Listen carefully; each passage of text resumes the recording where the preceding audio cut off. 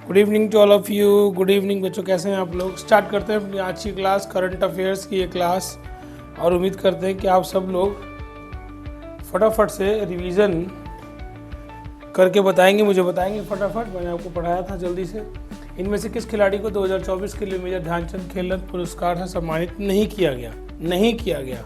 किसको नहीं मिला मेजर ध्यानचंद खेल रत्न अवार्ड, खेलों का सबसे बड़ा अवार्ड? जल्दी से बताएं प्लीज़ फटाफट, किसको नहीं मिला? प्रत्याक्ष ऑप्शन बताओ जल्दी। Option A B C D.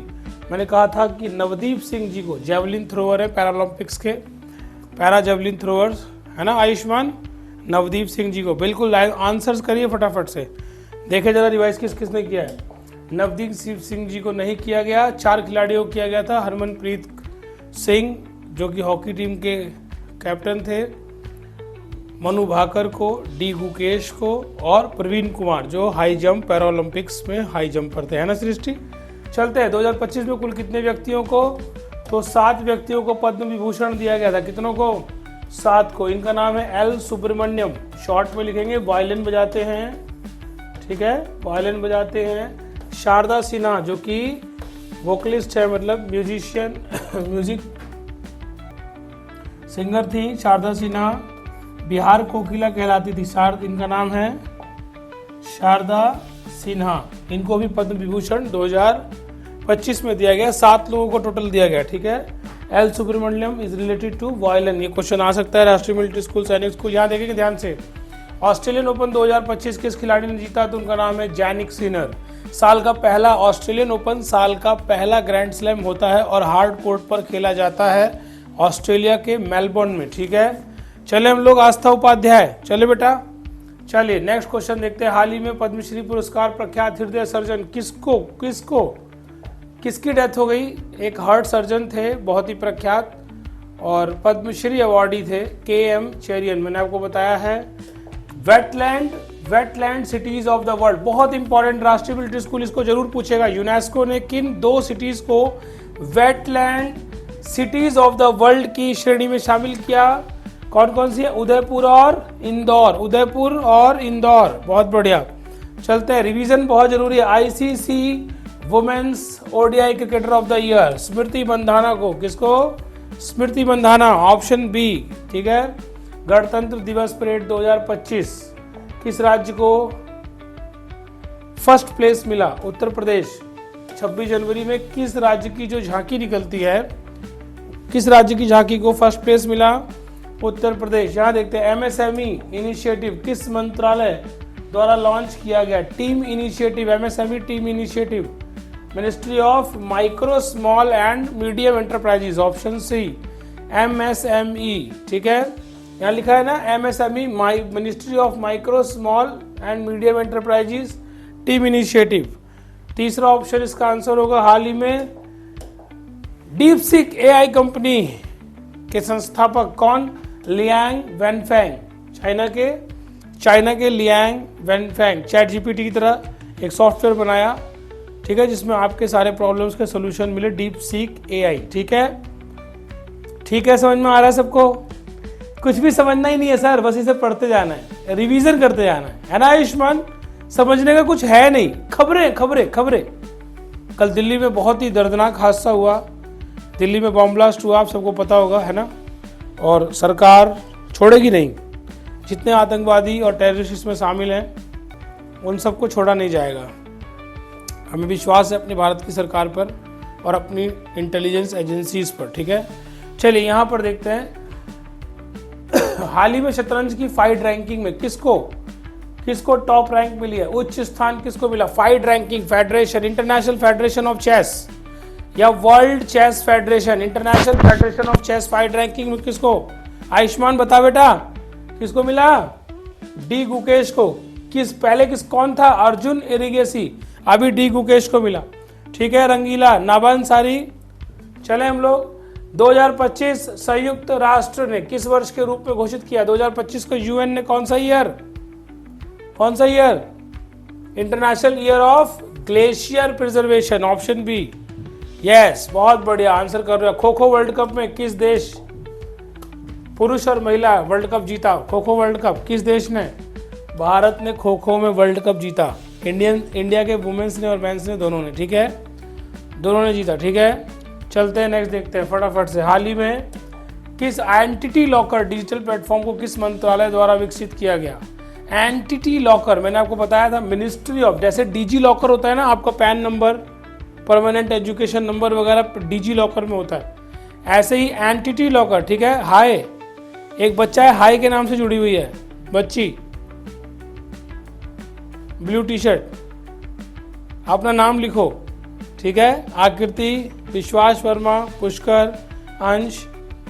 तो ministry of electronics and information technology ने एंटिटी लॉकर बनाया ताकि आप अपने डॉक्यूमेंट्स को उसमें सेव रख सकें। हाल ही में किसी संस्थान का नाम बदलकर national institute for research on commercial agriculture रखा गया, तो central tobacco research institute, central tobacco research institute का नाम बदलकर क्या रख दिया गया?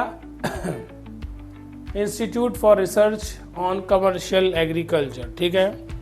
चलिए, अब आपके लिए टास्क ये है कि पता करो कि ये सेंट्रल टोबैको रिसर्च इंस्टीट्यूट का जो नाम बदला है, ये national institute for research on commercial agriculture, ये कहाँ पर है?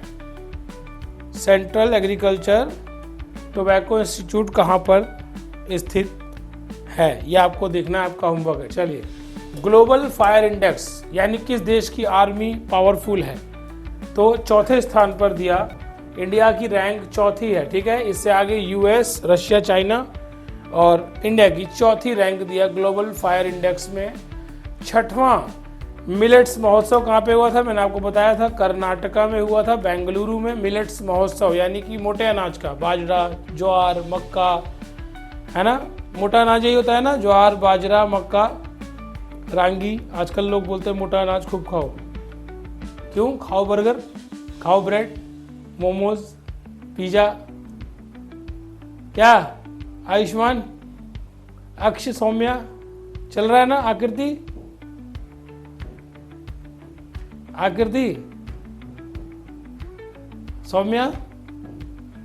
चलिए, 13 जनवरी को प्रधानमंत्री ने जम्मू, यहां पर हमने छोड़ा था, बताइए।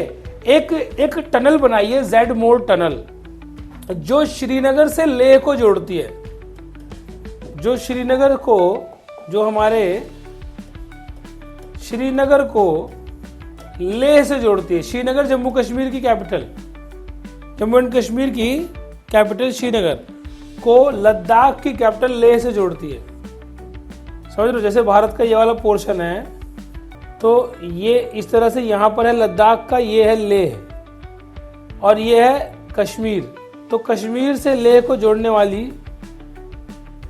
वाला ये टनल है। ये कितने किलोमीटर का है? मतलब इस पूरे हाईवे पर ये टनल बनाई गई है ताकि किसी भी मौसम में कश्मीर से लद्दाख की कनेक्टिविटी ना टूटे। 6.5 किलोमीटर की टनल है, 6.5 किलोमीटर की, इसे बोलते हैं Z mode tunnel, Z mode tunnel, ताकि कश्मीर से लेह की कनेक्टिविटी न टूटे किसी भी मौसम में, ठीक है। क्लियर है सबको? जल्दी बताएं प्लीज। चलिए चलते हैं कुंभ मेले को। कुंभ मेला अभी लगा था, कहां पे लगता है कुंभ मेला? महाकुंभ अभी कहां लगा था? प्रयाग में। कहां पे लगा था? प्रयाग में, ठीक है। कुंभ 4 जगह लगता है भारत में। कितनी जगह लगता है? 4 जगह, ठीक है। कुंभ भारत में 4 जगह लगता है, 4 प्लेसेस। कहाँ? प्रयाग में, हरिद्वार में, नासिक में और उज्जैन में। उज्जैन महाकालेश्वर, नासिक गोदावरी के किनारे, हरिद्वार गंगा के किनारे, प्रयाग गंगा के किनारे, उज्जैन शिप्रा नदी के किनारे। उज्जैन महाकालेश्वर शिवलिंग है ना, महाकाल का शिवलिंग उज्जैन में, वहीं पर लगता है। 4 जगह लगता है, ठीक है। प्रयाग, हरिद्वार, नासिक और उज्जैन। बहुत बढ़िया प्रत्यक्ष। और ये बताओ कि ये जो प्रयाग में महाकुंभ लगा, कौन से साल में महाकुंभ को हिस्टोरिकल, अमूर्त सांस्कृतिक धरोहर, कि ये एक हिस्टोरिक हमारी धरोहर है भाई, इसको यूनेस्को ने कहा कि ये एक हिस्टोरिकल हेरिटेज है हमारा। किस साल में इसको स्वीकार किया? तो दिसंबर 2017 में, 2017 में यूनेस्को ने इसे हाँ 2017। और क्वेश्चन आ सकता है इस बार महाकुंभ लगा था कि यूनेस्को ने कब महाकुंभ को, प्रयागराज में कुंभ मेले को कब वर्ल्ड हेरिटेज के रूप में स्वीकार किया। ठीक है, चलें, आप प्रयागराज में रहते हो, बहुत बढ़िया आरजू। चलते हैं नेक्स्ट। 4 जगह लगता है कुंभ, याद रखना। पूमा इंडिया ने, पूमा बहुत बड़ा ब्रांड है, पूमा के शूज चाहिए पापा, पूमा की टी शर्ट चाहिए, तो पूमा इंडिया ने किसको अपना ब्रांड एम्बेसडर बनाया? तो आपके सामने है 2 times Olympic medallist PV Sindhu. PV Sindhu ने रियो ओलंपिक 2016 में सिल्वर मेडल और पीवी सिंधु ने टोक्यो ओलंपिक में ब्रॉन्ज मेडल लिया। टोक्यो 2020 में ओलंपिक्स हुए थे, ब्रॉन्ज मेडल लिया पीवी सिंधु ने, ब्रॉन्ज। और 2 times Olympic medallist PV Sindhu, ठीक है, इनको पूमा इंडिया ने अपना ब्रांड एम्बेसडर बनाया है। ठीक है ठीक है ना, समझ में आ रहा है? अभिनव पढ़ाई में ध्यान दो। मीशा, चले हम लोग, डिवाइन, चलते हैं हम लोग, नेक्स्ट देखते हैं। रंगीला, ही बात नहीं हो पाएगी बेटा, हाथ नीचे कर लो। हाउ इंडिया, मैम से बात हो जाती है आपकी। ये करंट की क्लास है, मैं डेली करंट पढ़ाऊंगा। जिस बच्चे को करंट एग्जाम में हेल्प करने वाली है वो डेली क्लास लिया करो, मतलब जब भी मेरी क्लास होगी ले लिया करो। हाउ इंडिया स्केल्ड माउंट, कितनी बातें करोगे, कितनी बातें करोगे? बातें ही करते रहोगे क्या टीचरों से? बातें करने से रिजल्ट थोड़ी आएगा, पढ़ने से आएगा। ठीक है स्वराज, पढ़ने से आएगा ना। सृष्टि, पढ़ने से आएगा, बातें करने से थोड़ी आएगा कि पांडे सर से दिन भर बातें करेंगे तो हमारा रिजल्ट आ जाएगा, क्योंकि बातें थोड़ी आएंगी एग्जाम में। How India scaled mount G20, mount Bharat ने G20, देखो भारत में G20 की बैठक हुई 2023 में। अब ये G20 कई देशों का समूह है, इसमें देखो 19 तो कंट्रीज हैं, और 19 कंट्रीज के साथ साथ इसमें एक संगठन है यूरोपियन यूनियन। यूरोपियन यूनियन, ठीक, यूरोपियन यूनियन। और फिर इसमें 2023 में अफ्रीकन यूनियन भी जुड़ गया, जब अभी दिल्ली में हुई थी बैठक। भारत में G20 की बैठक कब हुई थी? 2023 में दिल्ली में। यूरोपियन यूनियन के साथ साथ मोदी जी ने बोला यार अफ्रीकन यूनियन को भी मेंबर बना लो, तो अफ्रीकन यूनियन यानी कि 55 देश जिसमें हैं वो भी इसका मेंबर बन गया। तो अगर कोई पूछे कि G20 की बैठक दिल्ली में हुई थी, G20 क्या है, तो कहना G20 में 19 तो कंट्रीज आती हैं। ठीक है, जर्मनी है, इंडिया है, USA है, कनाडा है, बड़ी बड़ी मजबूत कंट्री आती हैं, जापान है। और प्रियंका पढ़ाई कर लो ठीक से, ठीक है, हंसी कम पढ़ाई ज्यादा करो। G20 में 19 कंट्रीज के साथ साथ यूरोपियन यूनियन और अफ्रीकन यूनियन भी आता है। दिल्ली में 2023 में हुआ G20 का बैठक। ठीक है, G20 की स्थापना 1999 में हुई थी, 1999 में हुई थी। चलते देखते कि 2023 में हुई थी। अभी G20 की बैठक पिछली कहाँ हुई है, अभी कहाँ पर होने वाली है इस साल, ये बहुत ध्यान से देखना है हमें। ध्यान से देखो, G20 को एस्टेब्लिश किया था 1999 में। G20 2023 की बैठक दिल्ली में हुई थी। ध्यान से सुन लो, सारे देश दिल्ली में आए थे 2023 में। समझ में आ? देवेश, मेरा मूड छोड़ो, पढ़ाई पे ध्यान दे बेटा, पढ़ाई पे। मूड से काम नहीं चलेगा, पढ़ाई से काम चलेगा। G20 की बैठक हुई थी 2023 दिल्ली में, और ये बहुत इंपॉर्टेंट है, सुनो, क्योंकि ये क्लास बहुत छोटे टाइम स्पैन के लिए होती है, इसलिए मैं फालतू बातें नहीं कर सकता आपसे। 2023 में दिल्ली में G20 की बैठक हुई थी। पूछेगा इसका मोटो क्या था, स्लोगन क्या था, ठीक है, इसका मोटो, आदर्श वाक्य क्या था? तो वसुदेव कुटुंबकम। हमने कहा था 1 अर्थ 1 फैमिली 1 फ्यूचर, है ना। ये पूरी वसुदेव कुटुंबकम मतलब पूरी धरती हमारा परिवार है, ठीक है ना। 1 अर्थ 1, पूछेगा सहज ठाकुर, ध्यान से देखो, 1 अर्थ। और इसकी कॉपी बनानी है, यूट्यूब पे ये वीडियो आ जाएगा, लिंक आपके पास। आप सब बच्चे, जैसे कल वीडियो आया था ना, ये पूरी कॉपी बना के एक एक क्वेश्चन का आपको आंसर नोट करना है, ठीक है ना। ये हीरो बन के बस क्लास नहीं देखनी है कि फिर बाद में भूल जाओ, फिर बोलो सर RMS में क्वेश्चन आया था हम भूल गए क्या था आंसर, ठीक है ना। सक्षम, आकांक्षा, यहाँ देखो, G20 रियो डी जेनेरियो में 2023 में हुआ दिल्ली में, जिसका वसुदेव कुटुंबकम, one earth one family one future, ठीक है, थीम था, थीम बोलते हैं, थीम, सोच क्या है G20 की। तो 2024 में हुआ रियो डी जेनेरियो ब्राजील में। ब्राजील का एक शहर है रियो, जहां ओलंपिक्स हुए थे 2016 में, जहां पर पीवी सिंधु ने सिल्वर मेडल जीता, बताया था ना ही मैंने, रियो। ब्राजील में हुआ G20 का बैठक और था बिल्डिंग अ जस्ट वर्ल्ड, यानी एक न्यायप्रद विश्व बनाना, सबके साथ न्याय हो, जस्टिस हो, building a just world and a sustainable planet, और एक स्थिर प्लैनेट बनाना। स्थिर प्लैनेट कौन सा होगा? जिसमें साफ हवा होगी, जिसमें पेड़ पौधे होंगे, जिसमें एनवायरनमेंट बहुत अच्छा होगा, है ना, पॉल्यूशन नहीं होगा, गंदगी नहीं होगी, जिसमें शांति होगी, कोई देश किसी देश से लड़ेगा नहीं। इस तरह की थीम थी रियो डी जेनेरियो की, बार बार रिवाइज करना है आपको।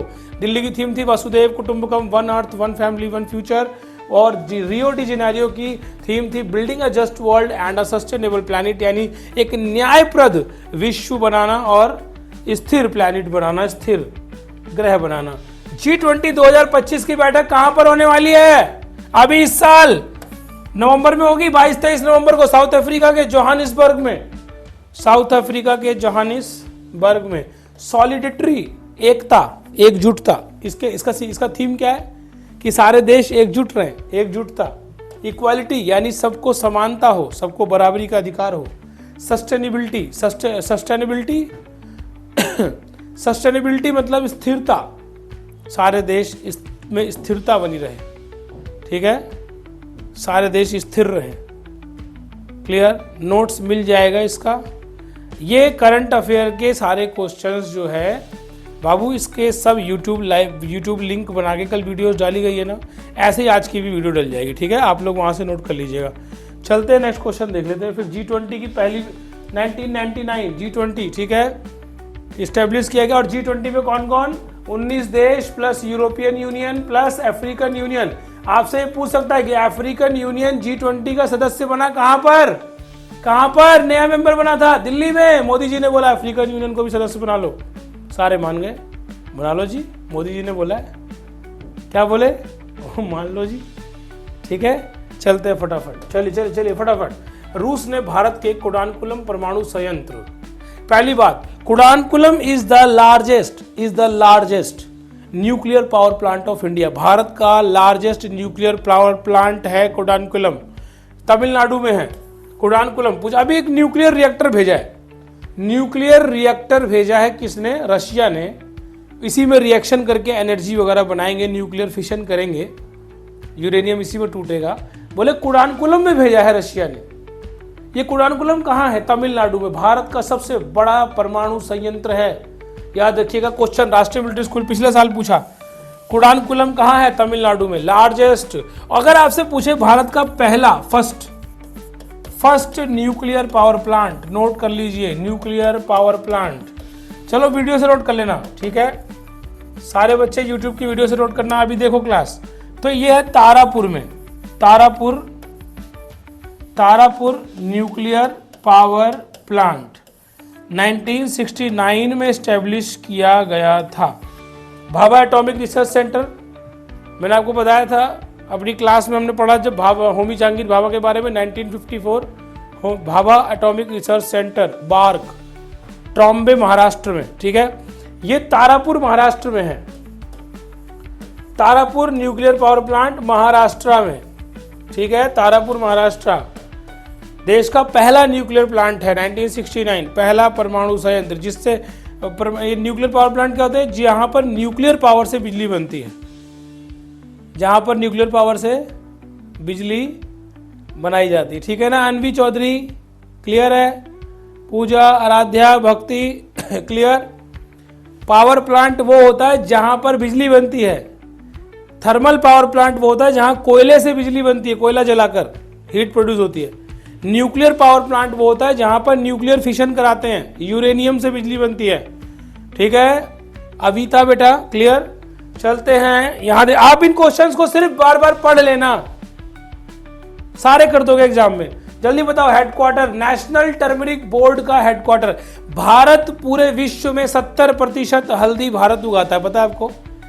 पूरे वर्ल्ड में टर्मरिक का जो प्रोडक्शन होता है उसका 70% भारत उगाता है। तो भारत ने नेशनल टर्मरिक बोर्ड बनाया ताकि किसानों की आय बढ़ाई जा सके, ताकि हल्दी के गुणों को बढ़ावा दिया जा सके, उसकी पैदावार बढ़ाई जा सके और वर्ल्ड में भारत का टर्मरिक को लेके जो पोजीशन है वो और बढ़ जाए। नेशनल टर्मरिक बोर्ड का उद्घाटन किया अमित शाह जी ने निजामाबाद तेलंगाना में। तेलंगाना राज्य में है निजामाबाद। टर्मरिक बोर्ड का हेडक्वार्टर यहां बनाया गया, निजामाबाद तेलंगाना। ठीक है, चलते हैं। भारत में 76वें गणतंत्र दिवस के चीफ गेस्ट कौन थे? तो आप सबको पता है कि इस साल प्रबोवो सुबियांतो इंडोनेशिया के राष्ट्रपति, सबसे बड़ा मुस्लिम कंट्री है, 100% मुस्लिम आबादी इंडोनेशिया भारत के यहां पर है इधर, ये इंडोनेशिया 17,000 द्वीपों से, छोटे छोटे 17,000 आइलैंड से बना हुआ देश इंडोनेशिया। ठीक है, प्रबोवो सुबियांतो प्रेसिडेंट है, राष्ट्रपति इंडोनेशिया के। इस बार 26 जनवरी की परेड के चीफ गेस्ट थे, याद रखिएगा, प्रबोवो सुबियांतो। क्लियर? और इससे पहले कौन आए थे? फ्रांस के राष्ट्रपति इमैनुअल मैक्रोन। अगर 75वां पूछेगा ना 2024 में 75th, तो बता देना इमैनुअल मैक्रोन। कौन है ये इमैनुअल मैक्रोन? फ्रांस के राष्ट्रपति आए थे। कौन आए थे? बताओ कौन आए थे? फ्रांस के राष्ट्रपति, फ्रांस के प्रेसिडेंट थे इमैनुअल मैक्रोन। इससे पहले 2024 वाले गणतंत्र दिवस पर, रिपब्लिक डे परेड पर आए थे। चल रहा हूं मैं आगे। क्लियर? चलिए फटाफट से कुछ क्वेश्चंस और जल्दी। हेनले इंडेक्स किस देश के पासपोर्ट में कितना दम है? ध्यान से देखें, किस देश के पासपोर्ट पर कितना दम है वो हेनले इंडेक्स बताता है। और भारत की पोजीशन है 85th, 85वीं पोजीशन है। नंबर 1 पर आता है सिंगापुर, नंबर 1 हेनले इंडेक्स में सिंगापुर। इससे पता चलता है कि किस देश के पासपोर्ट में कितना दम है, कितने बाकी देश उस देश को वीजा देते हैं। 85th रैंक पर इंडिया को रैंक मिली है। पहले पर है सिंगापुर, दूसरे पर है साउथ कोरिया और तीसरे नंबर पर है जापान। आप समझ रहे हैं? जापान आराम से वीजा मिलता है। ठीक है, और भारत का भी अच्छा खासा पोजीशन है। 103 पर है पाकिस्तान। अब तो खुश हो गए? हाँ सर, पाकिस्तान 103 पर पहुंच गया, बढ़िया हुआ। हमको पाकिस्तान से कोई मतलब नहीं, हमें अपनी रैंक सुधारनी है। ठीक है, 85 से और ऊपर जाना है। फिलहाल गावस्कर बॉर्डर गावस्कर ट्रॉफी होती है। एलन बॉर्डर ऑस्ट्रेलिया के एक प्लेयर थे और हमारे सुनील गावस्कर साहब, जिनको लिटिल मास्टर भी कहते हैं, है ना, master blaster Sunil Gavaskar, master blaster little master बोलते हैं, सॉरी लिटिल मास्टर ब्लास्टर तो सचिन तेंदुलकर को बोलते हैं। तो लिटिल मास्टर गावस्कर साहब और एलन बॉर्डर के नाम से एक ट्रॉफी होती है। इस साल हुई थी, नवंबर 2024 से शुरू हुई और 5 जनवरी तक चली। सिडनी में लास्ट टेस्ट खेला गया, 5 टेस्ट मैच हुए थे। तो ऑस्ट्रेलिया भारत के बीच हुई बॉर्डर गावस्कर ट्रॉफी। ऑस्ट्रेलिया ने कितने मैचेस से जीती? देखो, 3-1 से जीता और man of the series Jasprit Bumrah को मिला था। मैन ऑफ द सीरीज जो थे वो थे अपने जसप्रीत बुमराह, बॉलर है ना इंडिया के, जसप्रीत जी जानते होंगे आप लोग सारे, है ना, जसप्रीत बुमराह। क्लियर? जसप्रीत बुमराह 3-1 से जीती हमने सीरीज, ऑस्ट्रेलिया ने 3-1 से जीती सीरीज। अब ये मत सोचना कि ऑस्ट्रेलिया जीत जाता है, 10 साल से इंडिया जीत रहा था। 10 साल बाद ऐसा हुआ है कि ऑस्ट्रेलिया लेके गया गावस्कर बॉर्डर सीरीज। ठीक है, 10 साल बाद ऐसा हुआ है। ठीक है, चलते हैं नेक्स्ट देखते हैं। HMPV वायरस पहली बार 2001 में नीदरलैंड में वायरस मिला। पहली बार नीदरलैंड्स में पहली बार ये वायरस मिला। बोल रहा है कि और अभी बेंगलुरु में, कर्नाटका में 2 केस इसके मिले थे। तो HMPV first case of HMPV virus has been founded in Bengaluru, Karnataka. HMPV की फुल फॉर्म क्या इसे बोलते हैं? Human metapneumo virus. क्या बोलते हैं? Human metapneumo, N for pneumo, M for meta virus. और ये खांसी जुकाम से शुरू होता है और उसके बाद में ये निमोनिया कर देता है, पूरे लंग्स को जकड़ लेता है और व्यक्ति को मारने की ताकत रखता है। ठीक है, चलते हैं हम लोग नेक्स्ट देख लेते हैं फटाफट अगला क्वेश्चन। ये बात याद रहेगा आपको, ये क्वेश्चन आ सकते हैं। यहां पर देखते हैं which country has officially become the 11th member of BRICS. BRICS का मतलब होता है B for Brazil, Russia, I for India, C for China और एस फॉर साउथ अफ्रीका। इन 5 देशों ने मिलकर ब्रिक्स की स्थापना की थी 2006 में, 2006 में। और इंडोनेशिया इसका अभी 11th मेंबर बना है। कौन? इंडोनेशिया। इजिप्ट, इथियोपिया ये सब बन चुके हैं, यूएई वगैरह। अभी इसके 11 मेंबर हो चुके हैं। ब्रिक्स एक ऑर्गेनाइजेशन है, जैसे G20 है ना, ऐसे ब्रिक्स भी है। ब्रिक्स में बी है ब्राजील, आर है रशिया, आई है India, C for China, S for South Africa. तो ब्रिक्स नेशन यहां पर है। अभी रिसेंटली 11वां मेंबर इंडोनेशिया बना है इसका। ठीक है, क्लियर। चलते हैं, देखते हैं किस राज्य ने पहले जैविक मत्स्य पालन यानी पहला फर्स्ट ऑर्गेनिक फिशरीज, कौन से राज्य ने, यानी बिना किसी केमिकल के, बिना किसी इनऑर्गेनिक सीड्स वगैरह के, शुद्ध रूप से एकदम देसी तरीके से मछली पालन का शुरुआत किया? सिक्किम ने।